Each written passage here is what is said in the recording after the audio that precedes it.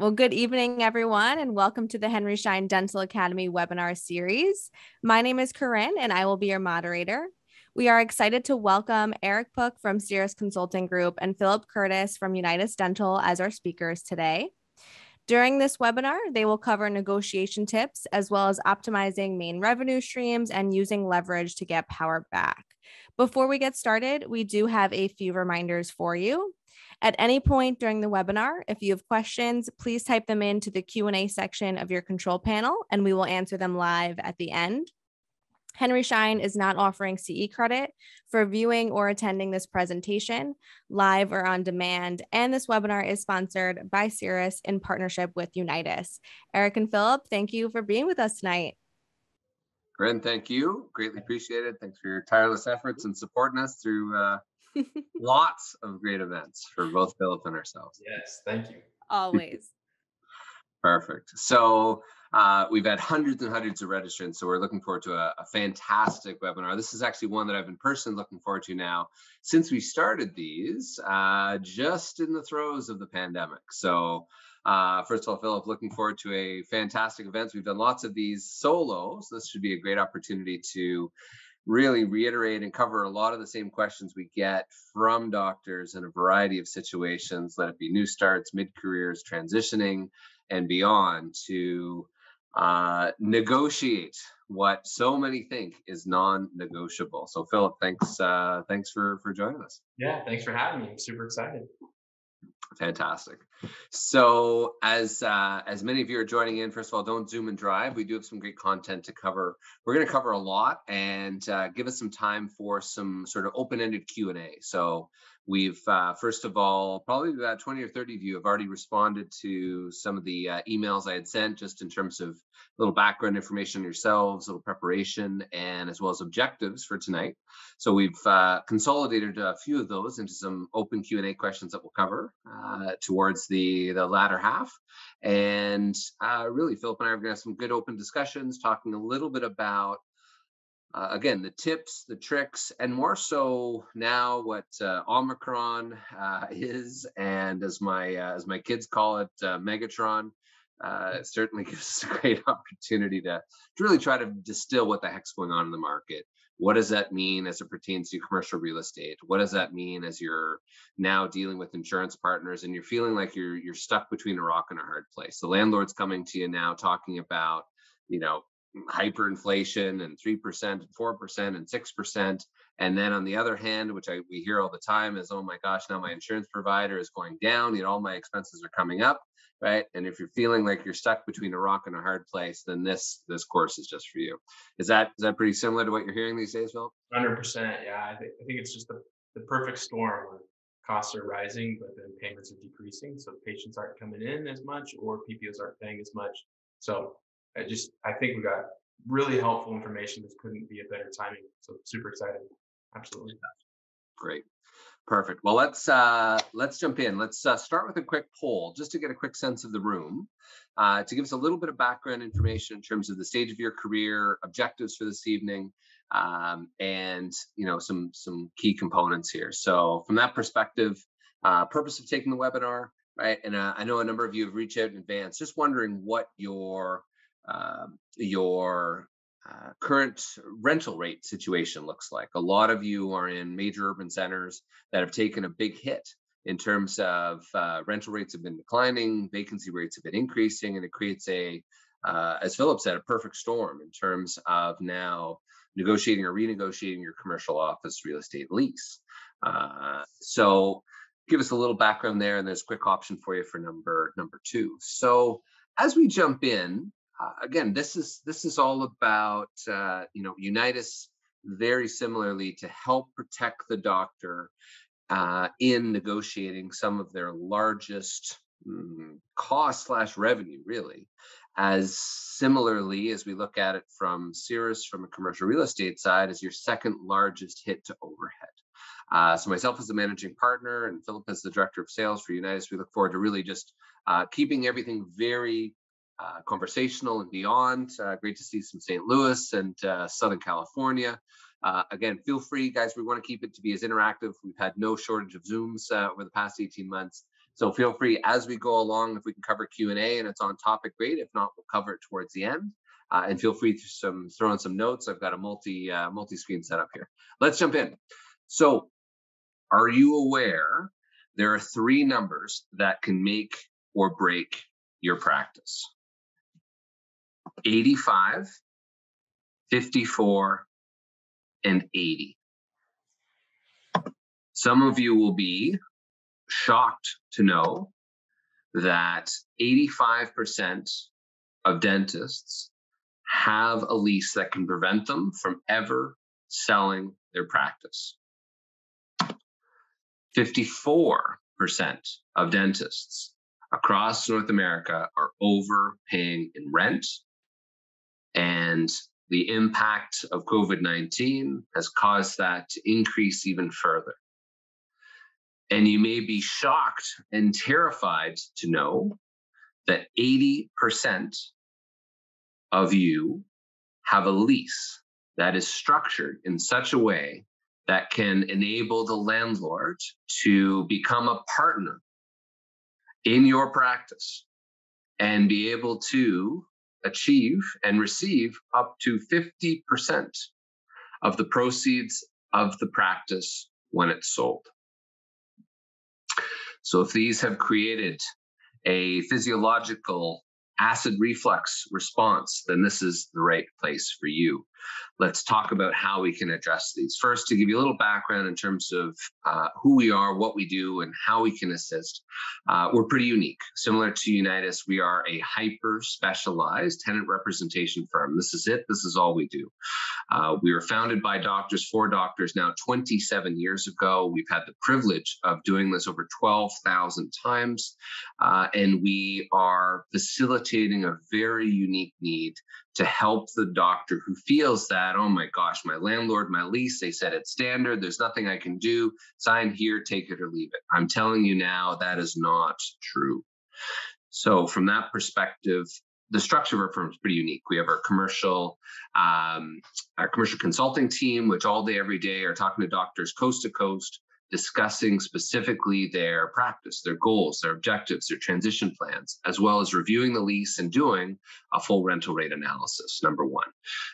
Number two is we have our real estate research team. So one of the things I did this year was dramatically increase the quantity and quality of data we have from coast to coast. So let it be demographics, if you've been curious as to what the population trends are looking at vacancy rates, rental rates, looking at the core demographics for your specific area. We have incredible data that we do as part of our process to help make sure that not only you've got a good long-term home, right, but you're also happy where you are and you have the data to make the right decisions. Let that be to expand, relocate, renovate, or simply renegotiate your lease. And then last but not least, we have our commercial real estate negotiation team, which all day, every day are dealing with doctors coast to coast. And we have multiple commercial real estate attorneys on staff, as well as some of our lease negotiators have been with us for over 19 years. And even some that we've pulled from the dark side. Those that used to work for the landlord, used to negotiate against dentists, we've now brought them on board to now help represent the dentist in the David versus Goliath. So that's exactly what we're going to be digging into today. So the purpose of today, number one, the basics of negotiations.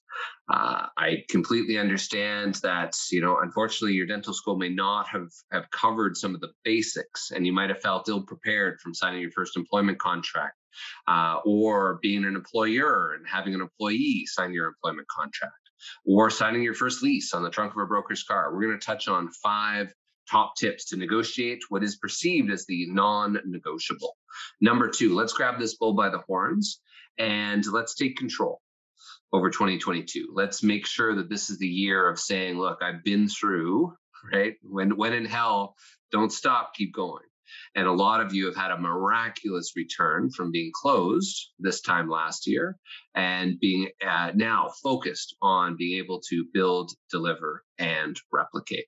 So from that perspective, we also want to talk about leverage. How do you help to engage the landlord? How do you start the conversations?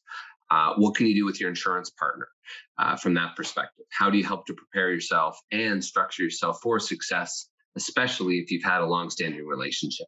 So let's talk about some of the top negotiation tips. First of all, let's look at it from a different perspective. And the goals tonight is not to make everyone a negotiation expert. However, we do want to have you look at your agreements with the landlord or insurance partner a little differently, and to give you enough information to make sure that you feel that now that you're in control and that it is fair and that you're getting the value for your investment and business. So let's start with that. So what is a lease?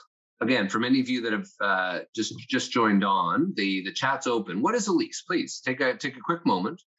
We get the privilege of doing this in person, and usually Southern California, or out with Phylip in Arizona, or here where I am in down south in Florida. It's a core component of what is a lease. As we go around, as it starts to fill up in the chat, a few components, right? We'll hear that it's a contract. We'll hear that it's a commitment.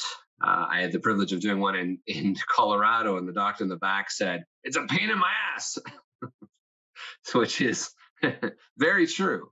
And it's one who actually had a forced relocation.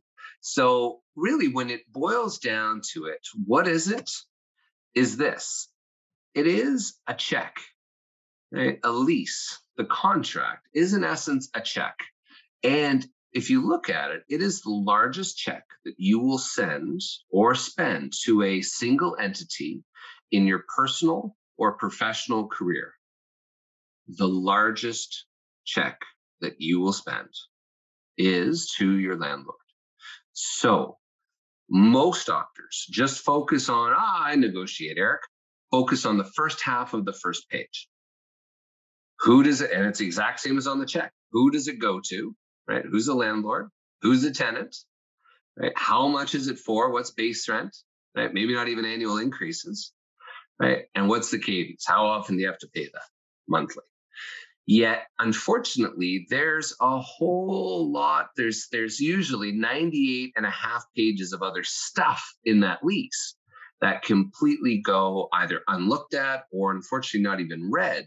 Yet the landlord has spent tens of thousands of dollars on lawyers to create that. So really look at the lease for what it is, which is a massive financial commitment. And if you take your base rent multiplied by annual increases over the next 10, 15, 20 years, right, you are looking at for most of you, a major 7-figure commitment. So ask yourself now, as you sign that next renewal check, right? If you were to sign a 7-figure $1 million to $1.5 million check, would you do something different? Right?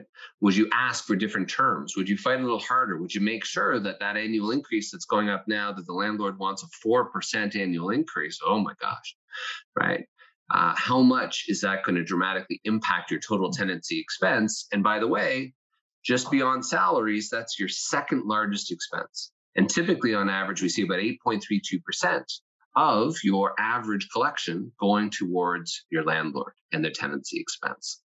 So the top tip, number one, is really look at it for what it is and take that, don't fall into the trap of saying, oh, good news, Phylip, right? We're increasing it 50 cents per square foot per month and have a nice day, right? The landlord's just found a beautiful way to increase their bottom line, reduce the ridiculous, right? And make it a tiny amount.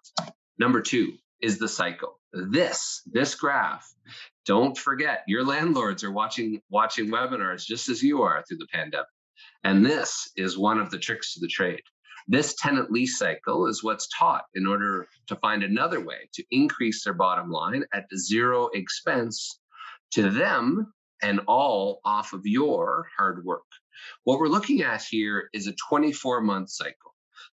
Timing, as I'm sure Phylip will allude to, is incredibly important to the negotiations. We suggest starting your lease negotiations, let it be renewals, renegotiations, expansions, relocations, etc., at least 24 months in advance of your expiry. Why is that? Well, it can be upwards of 18 months to pick up and relocate a practice or longer, and therefore the landlords know this. And the 3 doctors that retained us today all had a situation where they fell into this trap where, right, 24 months in advance, hey, I forgot. Suddenly 12 months came by, right? They missed it, weren't aware. Suddenly then 8 months out, they had to give their written option to renew notice, right? To exercise the option, which was missed, right? That was due in June for a doctor today. That then, moving forward, unfortunately, the landlord didn't reach out till October, and suddenly what happened? But then the day before the lease expired, December 30th, 2021, right? The day before they got a lease, and there it was with the 25% rent increase. So at that point, the remaining options they missed became null and void, right? And now they're in a month-to-month tenancy. And this, they built out a beautiful practice roughly 10 years ago. So timing is absolutely key. So one core tip is grab your phones, right? Put in the 2 dates. Number 1, when does your lease expire? Number 2 is when is your option to renew deadline? Those 2 are critical. Okay. Again, for those that just joined, large number of you, I see a few hands up. Feel free to add in any specific questions into Q&A. We can certainly cover those as we run along, as well as we're going to have an open Q&A session here coming up shortly. So 27 years negotiating dental office leases. Here's what we've found to be the perfect wheel of success. Number 1, get the documentation. There are so many of you, you'd be shocked, that don't have all the proper documentation that you're bound to. So what I strongly suggest is email your landlord now, if you don't have it, and ask for a digital copy of your lease, of your original lease back to 1986, as well as any addendums, riders, exhibits, anything else that you've signed along the way. They will definitely have a copy, and they're getting requests for this all day long for tax reasons, for PPP compliance, etc. Get all the facts, know exactly what you're aware of. Talking to a doctor in Arizona not too long ago, had bought a practice roughly 3 years ago, and he sent me everything he had, everything in the deal booklet, everything that he had purchased, everything the lawyers put together. And I looked through it, and all it was an amendment and an assignment, right? A renewal. Well, after doing a little digging, and a couple of days later, he sent me the lease, 70 pages long. He had no idea, right? And within that lease stated clearly that the tenant did not have the right to assign the lease, and if so, would remain personally and continually liable. The doctor had zero clue, hadn't even seen that as part of his due diligence package. So number 1, get all the facts, get all the details first. Number 2 is figure out your goals. The best part of my day is talking to doctors just like yourselves from coast to coast to say, right, where have we been? Where are we at today? And most importantly, what does that future look like? And how do we help to customize and craft a path to specifically accomplish those goals, to get us from where we are today to bridge the gap to where we want to be in the future? Let that be to retirement. Let that be to reduce some of the stress. Let that be to reduce base rent or annual increase, common area maintenance, etc. Number 3 is get it reviewed, right? If you've read it before, if there's any questions you have, or more importantly, if you've never had it professionally reviewed, I can assure you it's the best hour you'll ever spend on the business by just letting yourself be aware of what are your contractual obligations and how your financials are comparing to market in your area. Speaking of market, right, get the facts. So number 4 is what we'll do is pull up all the dental leases we've done in your area and what other dentists are paying close by, as well as what other tenants are paying. So at least you know what market rates are. And some of you will be shocked. We got a beautiful letter of thanks not long ago from a doctor down in Vista, California. We were able to reduce her lease by over 30%, 30%, right? From a lease she thought was, average. So if you signed a lease 10, 15 years ago, and that's just gone up every single year, and every time you renew your lease, it goes up again and keeps going up and up and up, you're on the world's most boring roller coaster, right? Where in Philip's world, everything's going down, right? The insurance companies are pushing everything down, down, down, right? We're in the world where the landlord's pushing everything up, and you are getting stuck in the middle. So how do we do that? Well, get all the facts. And then number 5 is to let's figure out the end goal. Let's figure out that carefully choreographed game of chess first. However, what will many of you do, right? Of the few hundred of you that have registered for this, is will come off the phone and say, I just joined Eric and Phylip. I've got all the great information, Mr. Landlord, Mr. Insurance Company, right? What can you do for me? Right? And have skipped sections 1 through 5 and go directly to the landlord and say, hey, let's start talking rent. Please don't do that. You really want to have all the facts, the details before entering in, because the landlord, don't forget, does not do any restorative, does not place implants, does not remove impacted molars. All they're doing all day, every day is negotiating leases. And they would love to get the phone call from a doctor that says, hey, I haven't heard from you. I'm getting pretty frustrated, Mr. Landlord. How much do you want to charge me for another 10 years? Send me what you want to charge me, and I'll try to push you back a couple of pennies. Right? Don't fall into that trap. Then think about the business clauses. And then last but not least, don't stop until you get to a final form lease agreement that is signed for both by yourself and the landlord. If you don't have a lease that's signed by both, it is worth the paper it's written on. So many doctors make the mistake of they've signed it, they sent it back, but they never got a countersigned agreement. Use that to make sure and get that documentation back full circle.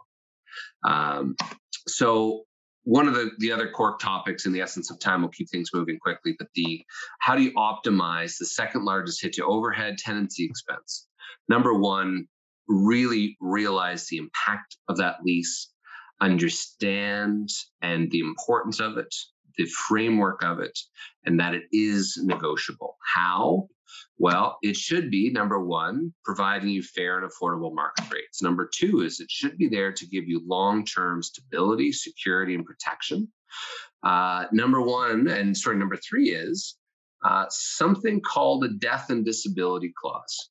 For those of you taking notes or following along with your lease, this is one to make sure that you have added into your next renewal negotiation, a death and disability clause. This, in essence, that heaven forbid something were to happen to you or your ability to practice wet finger dentistry. This gives you the opportunity to either A, terminate the lease and walk away, or the ability to be able to not be held in default for your estate to be able to renew the lease in preparation for sale so that the buyer can get a loan. We had a devastating example of a doctor north of our office who was 43 years of age, had built out his dream practice, had been an associate for years, finally, created and got up the confidence to build his own and start the path down to entrepreneurship. Unfortunately, 2 weeks prior to the grand opening of the practice, the doctor passed away due to a massive heart attack. Fully built out practice, no doctor, no patients. Doctors, ask yourself, how much is that practice worth? Some of you thinking zero, some of you thinking less than zero, some of you thinking some of the equipment. The answer is yes, less than zero. The bank was able to get the pound of flesh from the life insurance policy, but then the landlord came through and said, unfortunately, per Article 67, subsection 3, this lease is binding to the doctor's successors and heirs. And therefore, the estate is now responsible for the $9,000 a month, increasing at 4% per year for the remaining 9.5 years on the lease. This is why the topic for this evening, and this is why, had that doctor had some professional representation, had that doctor had someone in their corner fighting for them for dental specific language and to properly negotiate that lease, that would have given the spouse the equivalent of a life insurance policy that wouldn't have cost her a penny, that she could have just said, look, here's my get out of jail free card, here's my 6 months termination notice, and I'm done, right? Rather than having to go through the tedious process, hiring us, and it took months to try to get that lease assigned because every doctor in the area, right, was offering pennies on the dollar. So these are the type of things as we dig in to make sure that you're protected, to minimizing risk. I won't ask for a show of hands here in terms of who has signed a personal guarantee, right? And are you guaranteeing that lease even after you've sold? So transitioning to that on the risk front, don't forget that it's not just base rent. You've got 7 main financial variables. So let that be new deals, renewals, expansions, relocations, etc. Everything is negotiable. And in life, you don't get what you deserve, you get what you negotiate for. So these are core components that in many cases, we've been able to iron out those annual increases due to the uncertainty of Omicron or otherwise, in terms of resetting base rent to market price to help ensure that common area maintenance, right? Was on the phone with the doctor last night, and hidden away in the letter of intent was a $1 per square foot per month common area maintenance fee. Right? That almost doubled what they thought rent was going to be. These are the type of things that we want to be proactive for. Good news, right? In the essence of time, Philip and I are going to go through each and every one of these this evening. Fantastic. We're going to touch on all of them. I'm kidding. But each and every one of these is negotiable. So if you want to take a little screenshot there, this is a perfect section to do so. As if you're not sure what some of these things are, I can't stress enough to really ensure that you are aware, protecting yourself, and knowing that it can be structured differently to not be exclusively focused on the landlord. From this, in the essence of time, we'll summarize it at a high level. This is one clause found in about 90% of leases. This is what you want to look out for. Number 1, provided that Dr. Joe Black shall remain as the tenant. Number 1. That means that if Dr. Black wants to sell his practice at year 9 and he has 2 5-year options, that's only good for Dr. Black. And the banks, as you may know, Bank of America or otherwise, if there's not sufficient term on the lease, if there's only 1 year left on the lease, there's no way they're going to get that past the underwriters. And therefore, we'll need a longer term lease, and therefore putting all the control of the sale in the hands of the landlord. Number 2, that they haven't been in default. In some cases, some of you may have made changes through Omicron or, certainly anything with the pandemic. And unfortunately now may be in default and not even aware. If you've made changes to the space, alterations without the landlord's written consent. And also, right, another big one here on the 5th line, in no event shall it be less than the rent paid in the last year of the original term, which means you're on that world's most boring roller coaster. Cost of the mistake can easily be in the hundreds of thousands of dollars. Here's an example from Philip's favorite state, where the doctor had what he thought was his golfing buddy, was a doctor next door, the 2-unit building. And the doctor had opened a beautiful practice 5 years prior and then got this 3 years into the lease, right? 4 years into the lease. As you know, your lease expires November 14th, 2018. Pursuant to section 22.4 of your lease, you had an option to renew your lease at market rate. However, you were required to give me notice of your intention to renew no less than 6 months, which you did not do. Please be advised that my broker will be placing a for lease sign in a conspicuous but non-intrusive place, right, in the premises. So, hey, if you still want to stay, have your people call my people. Doctors, don't let this happen to you. This then opens up the kimono, loses all leverage, and instantly you go from a point of strength to now scrambling to just try to keep space. This doctor was willing to pay an extra 30% rent just to stay, all because of one single day was missed, and missed one of the top 5 tips to negotiating, which is time. So on that note, I'm going to pass it over to my illustrious colleague. For those of you that have had even a whisper of concern or question about their own leases, their own situations, or even if you own your own real estate, strongly suggest taking us up. We're going to pull up a quick poll. What that'll allow us to do is to, in appreciation of everyone's time, we'll waive the fee of $1,995 for a full critical dates and risk analysis. That's where we spend 3 to 4 hours of our time pulling up the real estate reports, doing a full analysis of the lease to help identify the traps and red flags to ensure that you're aware of those issues. Can't stress enough to make sure awareness is step number 1, and then how to deal with that as number 2. On that note, my personal contact details are here. For those of you that are in an urgent situation, you can certainly email info@cirrusconsultinggroup.com or epook@cirrusconsultinggroup.com. I always keep the email open, and I'm always there answering phone calls for those that have some urgent situations with their landlord after the call or shortly thereafter. Always happy to assist. I truly appreciate your time. Before we get to some great Q&A, I certainly want to pass it over to my illustrious colleague, Phylip Curtis at Unitas. Now, how much is this sound like negotiating with my insurance partner? Oh, it's all the same. It's all the same.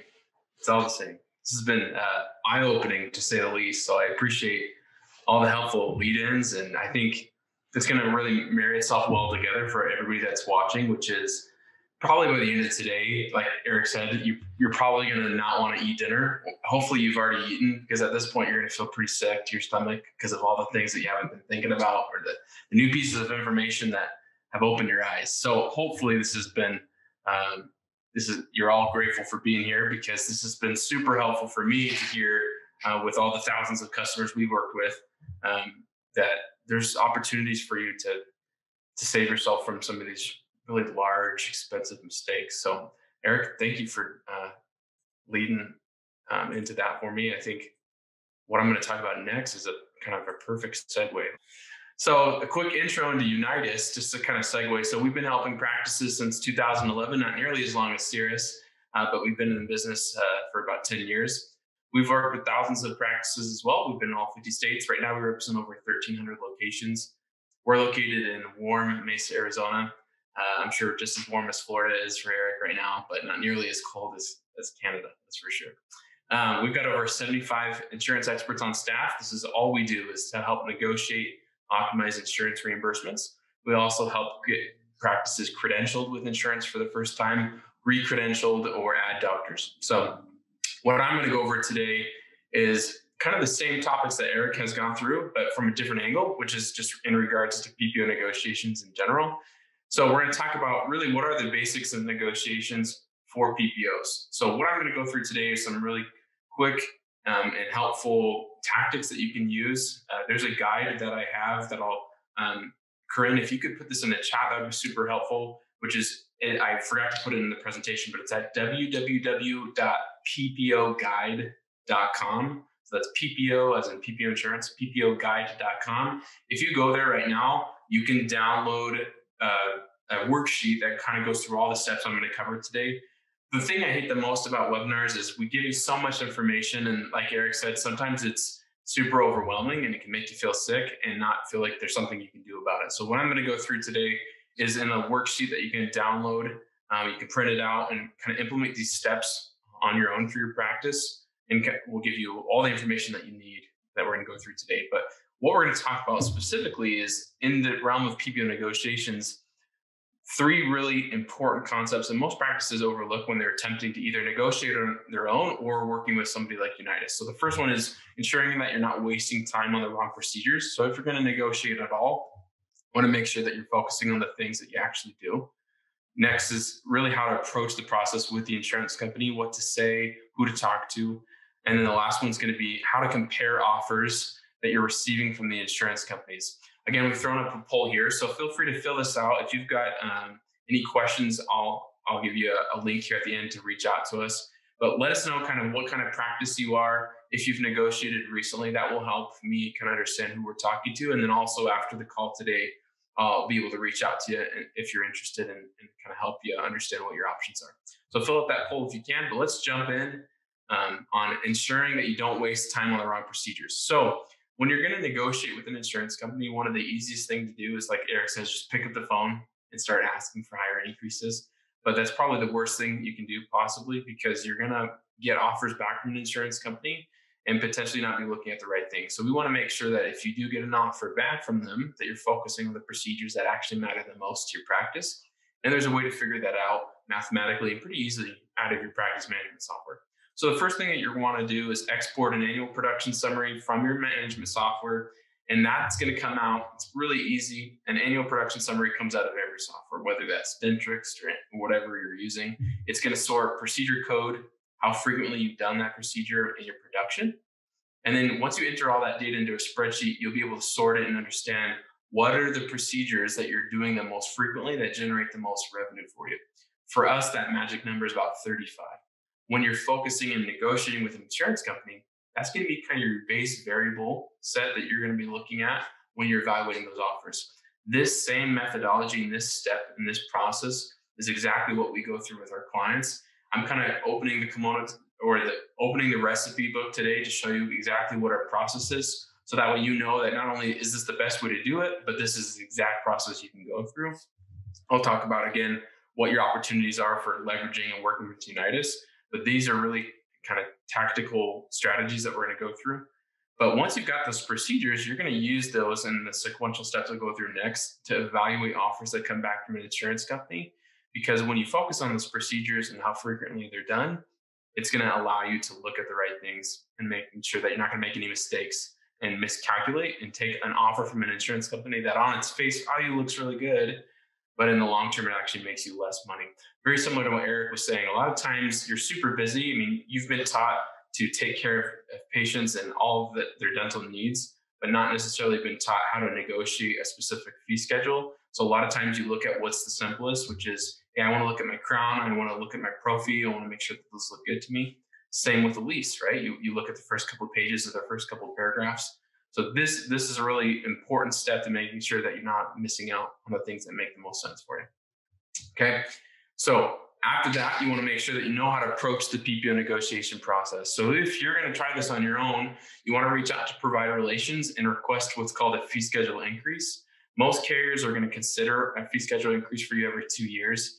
But when you are negotiating with an insurance company, you want to make sure you're paying attention to which PPO you're talking to. So whether you're in network with them directly or being leased, we'll go through those differences here in a couple of minutes. But you want to make sure that you're paying attention and reaching out to the right person. So for example, if you're in network with Guardian right now, which I'm sure many of you are, but through these steps we'll talk about in a couple of minutes, if you're being paid through Aetna for your Guardian contracts, then you don't need to be reaching out to Guardian first. You really need to be reaching out to Aetna to negotiate, because that's the fee schedule that's in play. So when you're approaching the process, make sure that you know who you're reaching out to, which primarily should be provider relations or any representative you've worked with before from that insurance company, requesting what's called a fee schedule increase, and then making sure that you're paying attention to which payer you should be working with. Because nothing's more frustrating than reaching out and going through the dance with Guardian to find out that all the negotiations you just did actually aren't going to fall into place because you're actually being paid through your Aetna fee schedule. Okay. Now, if you get an offer back from an insurance company, same thing applies to us as it would apply to you. When you're comparing that offer, you want to make sure that you're comparing it appropriately. So using those previous steps, identify those procedure codes, make sure that you're looking at that in a spreadsheet and you're comparing the fee schedule reimbursements one after another.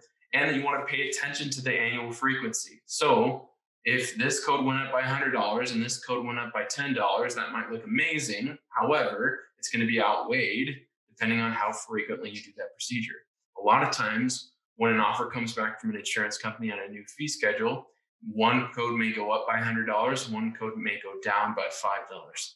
And unless you're weighing that against how frequently you do those procedures, it could end up being a net gain or a net loss for you, depending on how frequently you do each of those procedures. So again, if you do that procedure that went up by $100 50 times a year, but the $5 procedure increase, you do that 3,000 times a year, again, you can do the math. So it's important to look at that and understand those ramifications. And if you've gotten a fee schedule increase and you're happy with the amount that it's gone up by, you want to make sure that you audit the EOBs after that fee schedule has been put into place to make sure that you're actually getting paid according to that. Just like what Eric said, there's so much hidden in page 6, 7, 10, and 12 of the lease agreement. There's also so much hidden on the back end process of an insurance company. Just because they've offered you something, just because you've signed it, doesn't guarantee that it's going to go into place. Just like what Eric said, if you have a lease agreement that only you've signed, it's not really worth much. The same thing applies here. Just because you've signed an offer from an insurance company, just because they've shown you a fee schedule, doesn't guarantee that it's going to go into place. You want to audit your EOBs and make sure that they're getting paid according to the new fee schedule, because sometimes it can take 30 days or more to go into effect. Okay.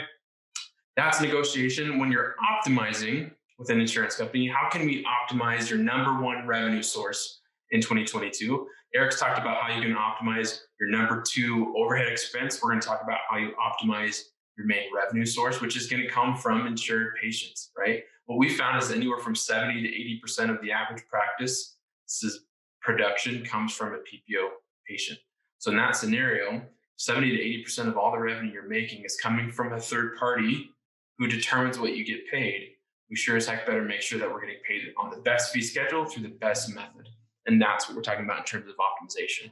So the first step to doing that is discovering and mapping out your PPO participation. You can't know what you don't understand. You can't fix what you don't know, right? Second one is going to be understanding your PPO optimization potential. So let me quickly kind of run through this. Again, I'm going through this pretty quickly because I want to jump through the Q&A with you guys. But if you go to www.ppoguide.com, you can download a guide that goes through all of these steps in detail, and you can use it as a worksheet to implement on your own. And hopefully that'll be super helpful for you. But first, you have to know how all of your doctors are participating before you can optimize or negotiate, or else you don't know who you should be talking to and you can't figure out how to be optimized. So are you under a direct contract with that insurance company? Are you being leased through a different PPO? So if you called Guardian, are you in network with them, but through Aetna, right? Are you being leased from one PPO to another? Or are you in network through an umbrella? So if you call Aetna, are you in network with Aetna through Carrington or Connection or Zealous, one of those umbrella companies? Also, you want to make sure that you know that participation follows the doctor. Just because you sent in an application for 3 doctors at the same location doesn't guarantee that all doctors are going to end up participating the same. So those are super important things to confirm when you're calling provider relations to confirm your participation per doctor, is to know and to document how each individual doctor is participating, because it's all different. Just like with Eric, again, if I'm sure if Eric was working with a practice that had 3 locations and they had 3 separate leases, Eric sure as heck is going to check all 3 leases. He's not going to assume the first lease just because it's the oldest is the same, right? They're 3 different landlords. Maybe they're the same landlord. Maybe they're not. There's 3 different leases. He's going to check all 3. Same thing applies to insurance companies. Just because you're the same corporate entity doesn't guarantee that they're going to situate all doctors the same in your system. And a lot of times they're not. Most practices we work with assume that they're contracted one way, but then they see a claim get paid, the reimbursement rate looks off to them, and they think maybe that's just because the patient hit their annual maximum. But in reality, it's because this doctor is in network with Aetna through their contracted fee schedule, and this doctor is in network with Aetna through Guardian. So they're getting paid according to Guardian's rates. So they're treating the same patient, but just depending on who the doctor is that rendered the treatment, the reimbursement rate can be different. Okay. So when you're calling provider relations, use a spreadsheet, collect the information, ask, how is my doctor participating with you? Or how are these doctors participating with you? You want to document, how are they participating? What's the type? What's the effective date? And what's the fee schedule that they're paying you on? Okay. This is the same process that we follow when we go through negotiating and optimizing on behalf of our clients. Now, it's also important to understand that negotiations isn't the only strategy to use. Now, I know our webinar today is talking about what to negotiate, what you thought wasn't negotiable. But for us, one of the easiest ways to get a higher increase for a practice is to play the optimization game, right? The same goes for Eric, right? There's so much that can be negotiated, but also there's so much that can be optimized. There's different nuances to a lease. There's different nuances to PPO participation. So based on your current participation, we can help identify other arrangements that may be more profitable, right? So many PPOs have different paths to participating with them. We've helped thousands of practices to optimize that participation, which leads to higher reimbursements. So not only do we know how to shift, but we know the risks involved, and then we know the timelines behind that. So here's an example of that. So let's go back to that initial example where we talked about we're networked with Guardian, but through Aetna. So Aetna is the orange insurance company in this scenario. Guardian is the green insurance company. 5 years ago, let's say you credentialed with Aetna because you were happy with their reimbursements. You wanted to treat Aetna patients, so that's why you credentialed with them. Everything's hunky-dory. Maybe 3 weeks or 3 months or 3 years down the road, Guardian comes along and creates a partnership with Aetna. Now, you may have been out of network with Guardian, and maybe you were out of network with them on purpose. But now, because Guardian creates a partnership with Aetna, you're now magically in network with Guardian patients. And when you send the claim into Guardian, it gets paid in network according to Aetna's fee schedule. So what did Guardian just do? They just borrowed you through your Aetna contract. Now, a lot of practices say, well, how can this be legal, right? And what Eric would say, it's legal because it's written in the contract, right? So when you're credentialing with an insurance company, almost every single contract that you sign gives them the power to lease you out to other insurance companies. Now, on the reverse of where Eric's team can kind of help negotiate that contract language, we don't negotiate contract language because PPOs are unwilling to negotiate those contract terms. But what we can do is play the system. So in this scenario, if Guardian's leasing you through Aetna, then you have two patient bases being funneled through one fee schedule, which may not be a bad scenario. If Aetna's fee schedule is decent, then you have two patient bases being funneled through a good reimbursement plan. That's fine. But the question begs, how do we optimize this, right? So if we can't get out of that contract term, we should be able to at least opt out of it, or we should be able to switch this arrangement, which that exists in the insurance industry. So for example, what we would do is we would start with Aetna. We'd reach out to Aetna and negotiate that current fee schedule, see if it can go up as high as possible. After negotiating with Aetna, you'd reach out to Guardian and say, hey, Guardian, we may want to participate with you directly. What's the best possible offer that you have on the table to participate with you under a direct contract? Now, in that scenario, it seems kind of silly that Guardian would want to come back to you as the doctor and say, sure, here's a fee schedule. And it wouldn't make a whole lot of sense for them to come back with a fee schedule that's higher than what Aetna is offering to pay you. However, a lot of times they will. The reason why is because Guardian, along with almost every other insurance company, would rather have you directly contracted with them. They don't want to have to borrow you through another insurance company. Most of the time, the only reason they do that is because they're desperate to get you in network. They're desperate to kind of complete that triangle between doctor, patient, and PPO to have you in network. And so they'll do it whatever they can to do that. So they'll go borrow you from another insurance company. However, that relationship where they've borrowed you from Aetna isn't free to them. Typically, they have to pay fees for that. So in many scenarios, somebody like Guardian may be willing to pay you individually on a higher fee schedule if you switch to a direct contract than what you're being paid through Aetna. And again, they may be willing to pay you more because it's more affordable for them in the long run to pay you directly on a higher fee schedule than to borrow you from somebody else. Just like sometimes, depending on your area, it's cheaper to rent than it is to buy, or vice versa, right? It's the same thing here. But in most scenarios with insurance, it's usually cheaper for them to own than it is to rent you from somebody else. So that's why when we're talking about optimization, you want to look at every insurance company in a vacuum and ask yourself, if I'm going to participate with this insurance company, treat these insured patients, and I'm inevitably going to be in network somehow, how can I be in network under the best possible scenario? That's what we do at Unitas. Because Guardian, being in network through Aetna, is only one of 7 or 8 different ways you can participate with Guardian. You can go with Guardian Direct, Guardian through Aetna, Guardian through Sun Life, Guardian through Carrington, through Connection. And every one of those avenues has its own fee schedule that's potentially negotiable and could potentially be higher for you. So that's what I mean when I'm talking about optimization. It's a matter of looking at every insurance company in a vacuum, attempting to negotiate what currently is in place, and then seeing if any of the other partnerships that are out there can beat what you've currently set up. That's what we do at Unitas. We help glean out those optimization opportunities. So last item I want to go through before we hit the Q&A with Eric is, how do you use the leverage that we provide to get power back for your practice? So number one, how are we going to ensure your PPO offers are competitive for your area? And how can we calculate your return on investment for PPO negotiations?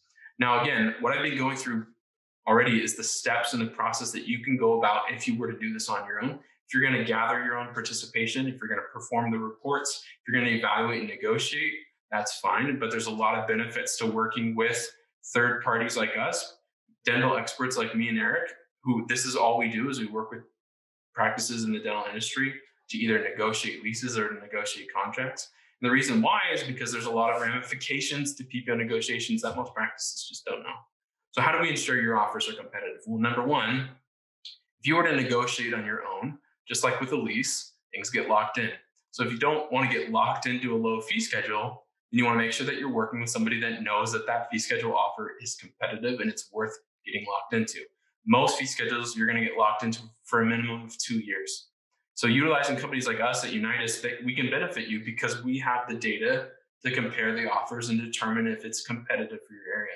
So not only do we have leverage because we have good point of contact at each insurance company, and we have so many locations that we represent, but we can compare back on that fee schedule and see, is this even competitive for your area? Very similar to what Cirrus can do when they're evaluating your lease, right?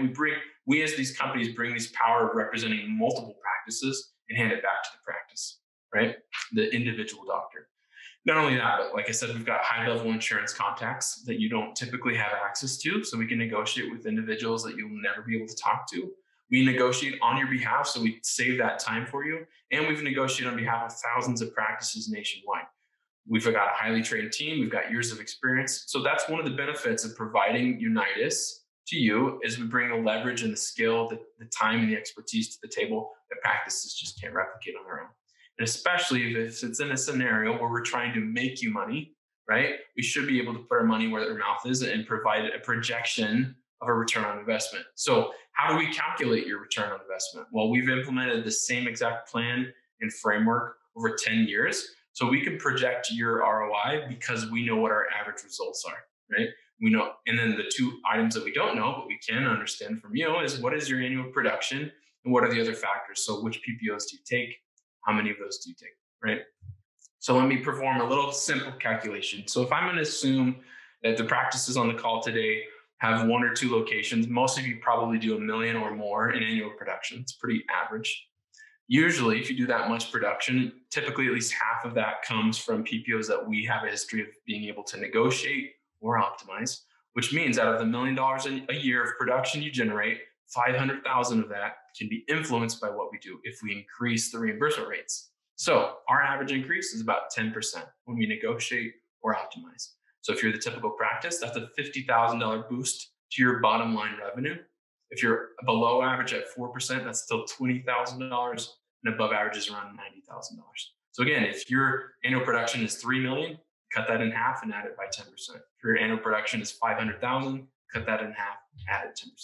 That formula is pretty conservative for us, but again, 10% is an average, because some of our practices, we may get 2% on one fee schedule and 30% on another. But a 10% average has been pretty consistent for us. So again, when we run that projection, we'll do it with you over the phone to figure out what those numbers are for you, which PPOs you're taking, make sure that you haven't recently negotiated. Again, some of those poll questions that we asked at the beginning will help us understand that prior to hopping on the phone with you. But again, if any of you are interested in working with us to learn more about kind of how we can negotiate on your behalf, how we can optimize, we can do a consultation for you. It's very similar to what Cirrus will do. It's absolutely free. It's 30 to 45 minutes. We'll hop on the phone, do a screen share, review your participation, come up with an ROI projection for you, and help you understand whether or not this is something you should do yourself or if it's something that's worth having us do for you. So all you have to do is go to unitashsd.com. You can schedule that call. And it's a free 30-minute phone consultation. We'd be happy to talk with you. So that's all I had today. Again, go to ppguide.com if you want to download the worksheet of what I just went through. But we've got a couple minutes left. So I want to hop into the Q&A because I know me and Eric have some really popular, common Q&A questions that I know all of you have on your mind right now. So let's jump back over to those, Eric, if that works for you. Oh, you're muted still.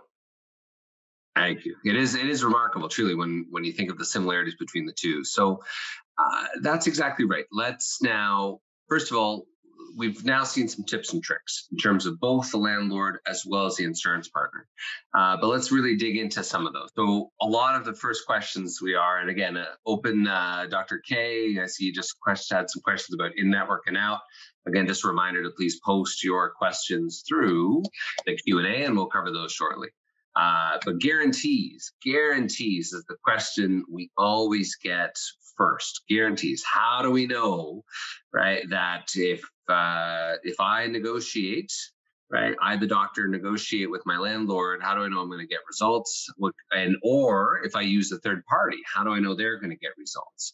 So the question here now is about guarantee and the likelihood of receiving the results. So here's the way of looking at it. What I can assure you is that by following these types of techniques, by starting early, right, the more time it is guaranteed to have more leverage with the landlord, right, as a guarantee.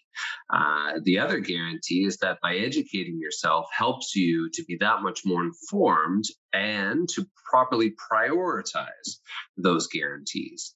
And number 3 is, right, as Phylip was referencing, the guarantees are such that by no different, right, than by, again, evaluating, trying things on your own versus leveraging someone that's done it repeatedly before and has, for example, 27 years of proprietary dental specific language to help ensure that those improvements are made. So the guarantee really to look at is knowing that by leveraging help, right, and some of the complementary help we laid through, right, can put you in a far better path and really guarantee you to put you in a better position because you have the ammo of that information.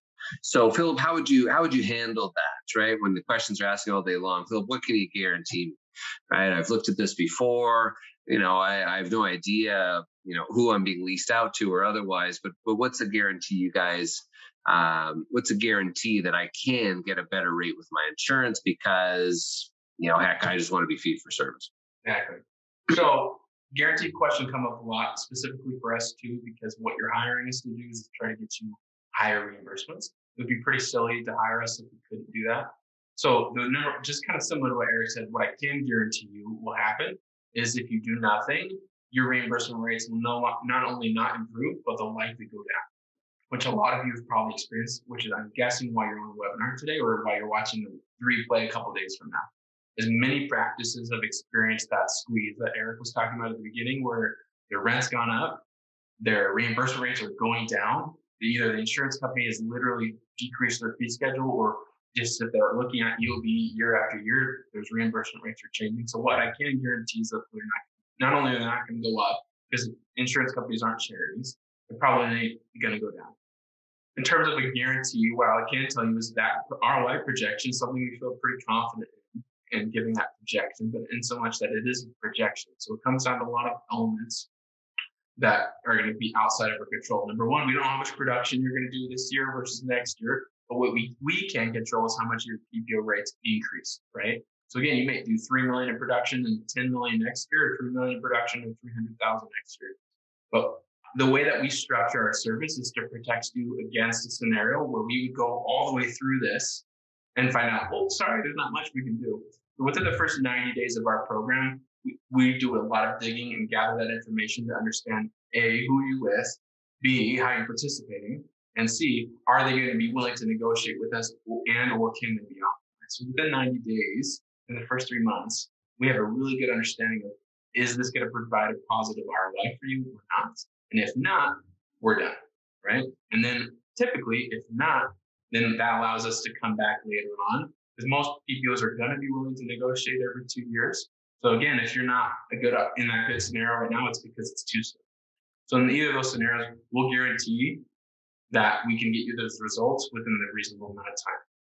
So we do have a limited guarantee. We have an actual guarantee document that we can go through on the consultation, that if you qualify for it, we'll go over kind of what the parameters are there. Because again, if you do qualify, we want to make sure that it makes sense for you financially. So that's kind of how we typically answer that guarantee question. Great piece. It's because really look at the path you're on, look at the alternatives, and with the awareness, right? With purely just the awareness of what those risks are. Typically, the feedback from our clients are, "My God, how did I not know?" Or, for example, a lot of you have been contemplating making renovations. Talking to a doctor as part of the one of the New York dental associations, and was just about to make a $500,000 investment into their practice.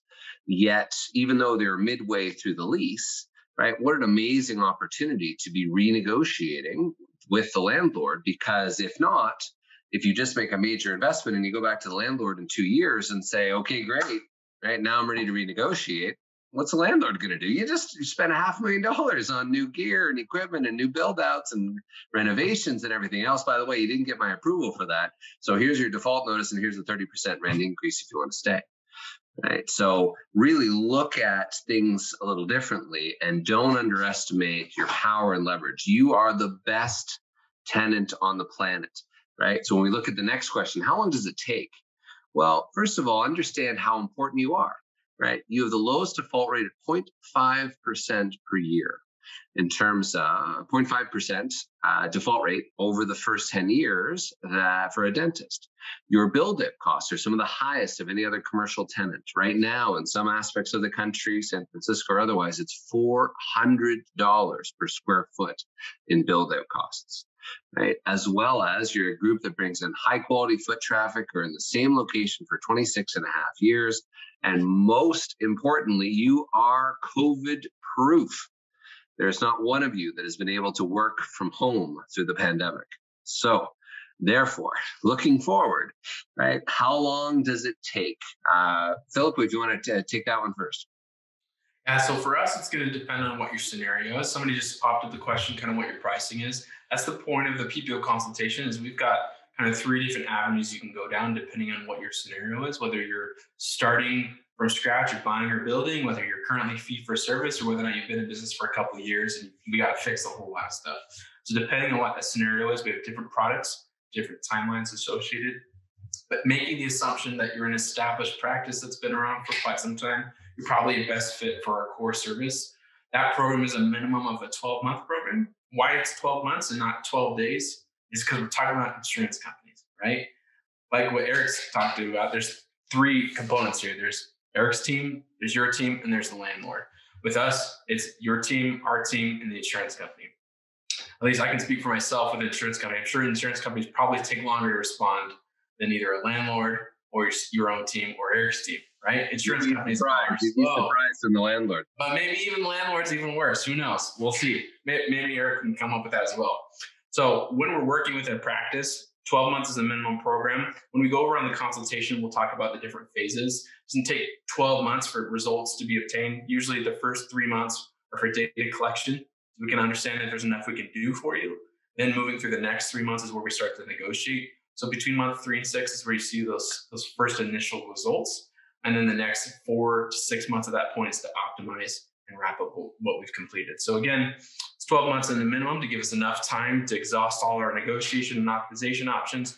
But by and large, the biggest part of why that timeline is not 12 days is because we're waiting on insurance companies to respond in every which scenario. Whether we're starting or halfway through, we're always at the kind of at the beck and call of an insurance company. So one of the benefits for us is we've got the time to play the game that most practices just simply don't have because you're trying to run your practice. So that's our answer to how long it takes.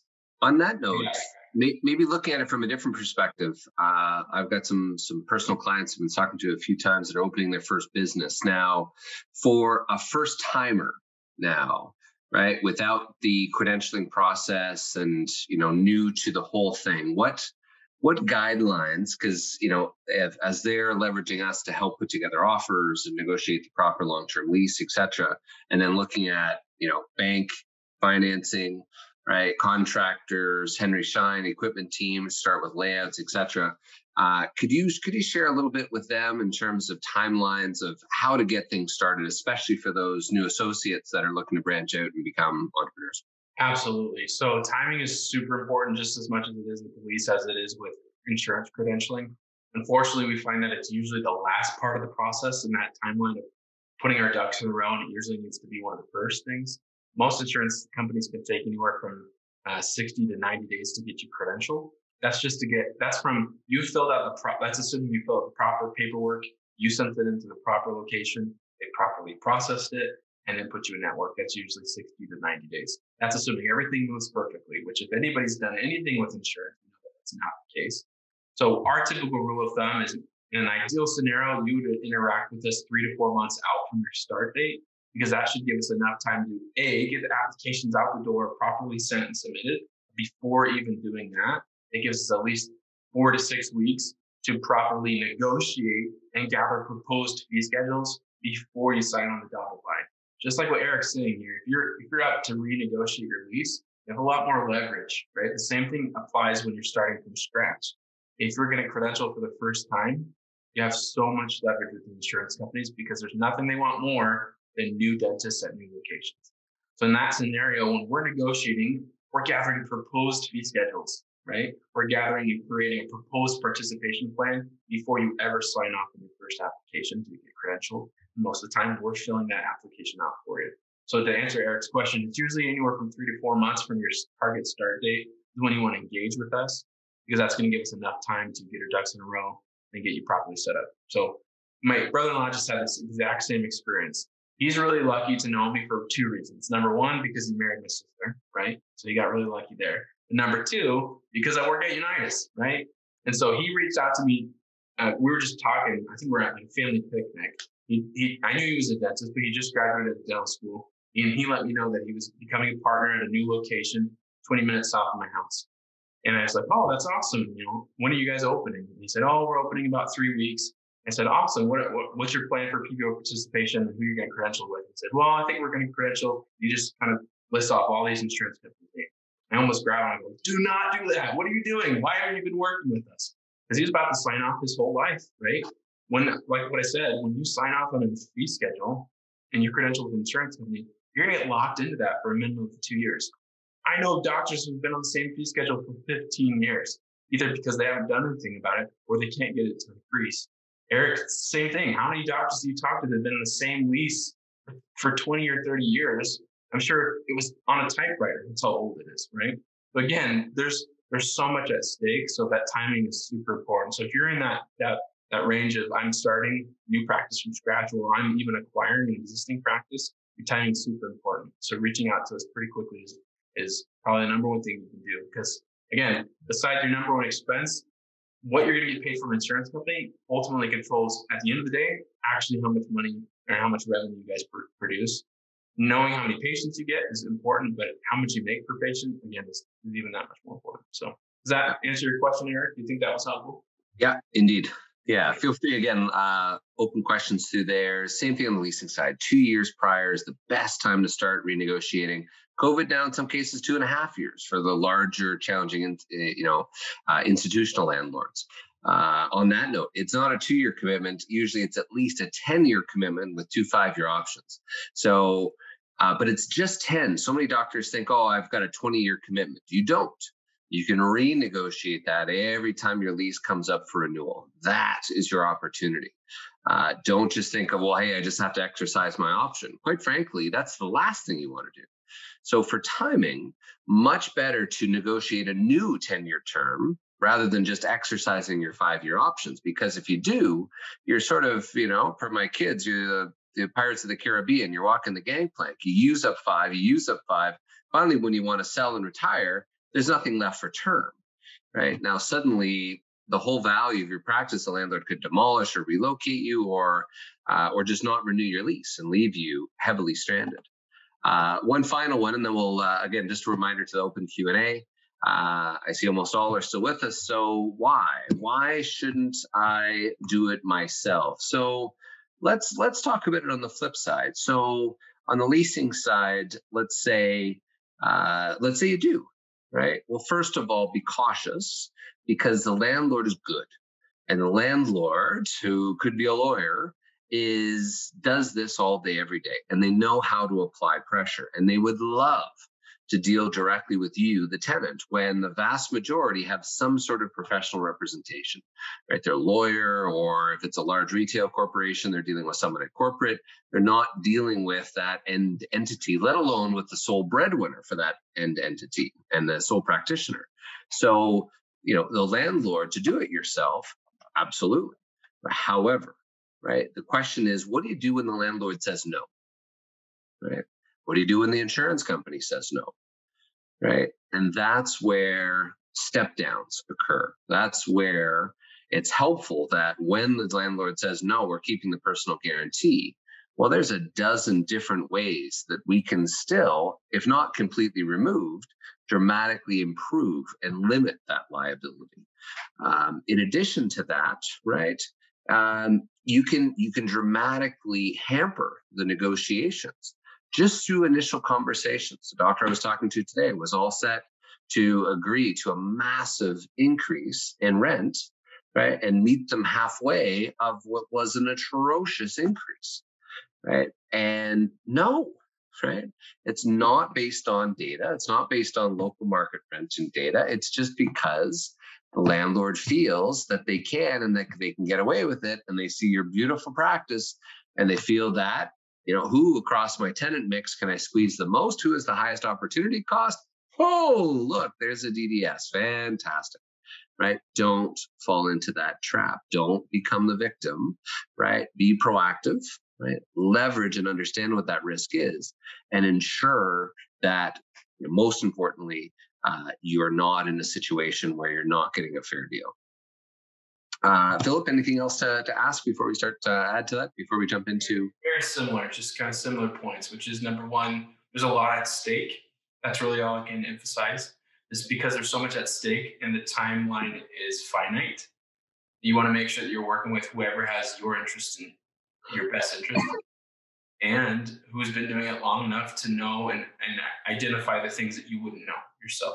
So for us, that's going to be working with us to negotiate and to optimize. We have leverage and expertise and contacts and understandings of how to optimize in ways that no practice ever could or should, because it's not what you do every day. So that's our biggest, I think the biggest reason why it wouldn't be worth doing yourself, or at least consulting with somebody who can do it for you to understand what the advantages are. Because at the end of the day, if the goal is to either increase revenue for us or for Eric is to decrease overhead and long-term and liability, don't you want to make sure that you're working with somebody that can make that a positive return on your investment, somebody that understands and who's done it thousands and thousands of times. Otherwise, there's just too much at stake for a practice to do it on their own. So it's a great way. It's again, leveraging with a true professional or expert in the space pays for themselves every single time, and in many cases, multiple times over. So on that note, lots of Q&As flowing through. Dr. C, I see yourself with a hand up. Feel free to post that into the notes and beyond. Dr. K said here, Philip, if I'm a participating provider at one location, then I decided to open another office, fee for service, would I be considered out of network at a second location? 99% of the time, yes. It may depend on the insurance company, but when you credential or when you start a new location, you have to re-credential essentially for the first time at that location with that insurance company. It doesn't matter if it's the same tax ID and you're the same person, just because you're at location over here in Santa Barbara. If you go all the way over to San Diego, same business name, same tax ID, you're the same guy or girl, you still have to credential for the first time. So again, if you're staying out of network over here, you should remain fee for service and out of network. There are some insurance companies though, that if you as an owner under that tax ID number are in network at one location, they may require that you remain in network at both locations. So it just depends. That's something we can talk about on the consultation. But for the most part, you should be able to remain fee for service at a separate location, because you have to reestablish that relationship every time you go somewhere else, whether that's a second or third location or you're moving from one to another. So hopefully that answers your question. Got it. We had a bunch of questions as well pre the webinar about those that own their own buildings and locations and why.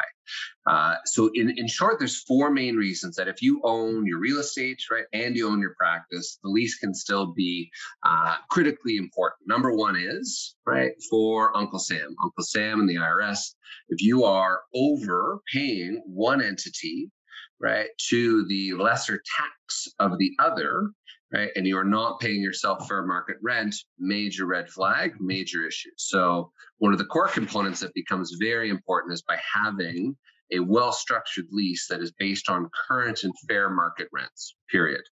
Right, having that data in the event of an audit is paramount. Number two is, right, really looking at it from purely a liability perspective. For those of you in the northern climates, when it's, who's responsible for shoveling, icing, etc. Is that the building's responsibility or is it the practice's responsibility? Also, who owns it? If you own the building personally, right, and you own the practice personally, well, as much as insurance companies may love that, lawyers love it as well. It's the deep well theory, where now suddenly it's one big well to go after. So it can be much to your benefit to have a very clear separate document to separate the responsibilities and objectives and reliabilities between the two, your real estate corp and your practice corporation. The last two really is the value of the building and the value of the practice. If ask yourself, are you using the same credit card to buy a new handpiece from Schein as you are to fix the roof or fix the plumbing? If that's the case, then if you're looking to sell, the financials are going to be all jarbled together, and it can become very different on a practice appraisal to separate those out if it's not actually clear. If you haven't been, again, either paying yourself rent, paying yourself market rents, or clearly separating the expenses between the two entities, because technically then your practice is being more profitable because you just haven't been paying a lot of the separate fees, or the practice has been absorbing all the fees, right, and not the building. So it's not a true representation as to what the value of the practice is. And also, the big component is asking yourself is doctors, are you prepared for death? It's a question none of us want to think of, but especially through the past 2 years, it's popped into all of our heads. So first question is, have you done your wills and estate planning? Well, the purpose of that is not only for your assets, but also for your liabilities. And what can become very complicated was just talking to a doctor prior to this event who his partner had passed away. And then the estate now, they didn't have a properly structured agreement in place. The estate now is caused nothing but challenges and been indecisive and gone dark. So selling the practice, day-to-day decisions has become an absolute nightmare, all because of the fact that, regardless of the lease, cost share agreements, right, and just day-to-day decisions to now pick up and relocate the practice are hampered because suddenly now, right, the partner who passed away at a very young age, it's his family who's just, either A, thinks the practice is worth way too much, right, and or now just sitting on their hands feeling that they can squeeze the existing dentist who's doing now all the current work. So having that lease in place, no different than your Wilson estate planning, is very key, that heaven forbid something were to ever happen to you, it becomes a simple, straightforward assignment. The other key piece I'd mentioned to that doctor is a lot of people think, well, hey, I'm going to create a lease for myself that is very tenant friendly, when it should be the opposite, right? Assume that you're not there. Assume that heaven forbid something happened to you, or just the psychology of it. Far better to have a lease that's very landlord friendly, that when you eventually retire and move out to down to beautiful Arizona, where it's nice. It's a dry heat though, right? Right, Phil? It's a dry heat. Yeah. Oh, right. Damn hot, but it's dry. So, right. But really looking at it from that perspective of saying, look, how do I have that separated now so that, 15 years later, how much easier is that to the seller to minimize any negotiation, to the buyer, by saying, look, this is a lease I've had for 15 years. Now I'm just assigning it to you. Wow. If this is the same lease that they've had as an owner, this should be good enough for me. I'm just signing off on it. Right, so these are, again, just some of the strategies that let it be that you're a dental landlord and a dental tenant, to really look at that from a strategy and negotiation perspective. Good. I see the vast majority of the doctors are still with us. If there's any extra questions, feel free to post through quickly. Anything else, Philip? No, just a reminder. I mean, if you still have questions, happy to chat with anybody. We've got a whole team of experts here that know even more than I do. So if you want to schedule a free consultation with them, I just sent that through the chat. Just go to unitashsd.com, 30 minutes or less, and we can talk with you guys. I think we've covered most of the most common Q&As. Anything else you think we should talk about, Eric? I think it's realistically, again, in life, you don't get what you deserve, you get what you negotiate for. It's been a true pleasure. Corinne, we'll pass it back to you. Thank you so much for everyone's time this evening. We hope that you got a few great tidbits.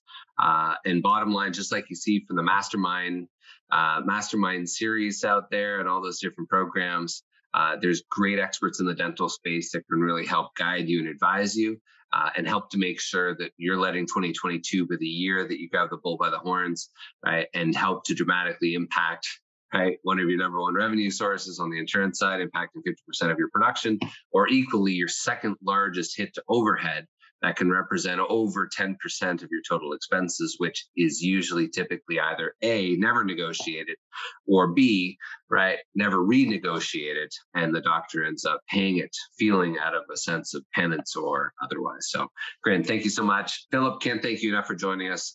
We should have done this long ago. Yeah. Truly appreciate everybody's time. Thank you. All right. Thank you both for the great presentation this evening. It was great to hear both of you partnering, both Cirrus and Unitas, on this webinar. If anyone does have any outstanding questions, please email us at webinars@henryschein.com. As a thank you for attending, everyone will receive the recording via email in the next week. Thank you all for joining us, and we look forward to seeing you on future webinars. Thanks, everyone.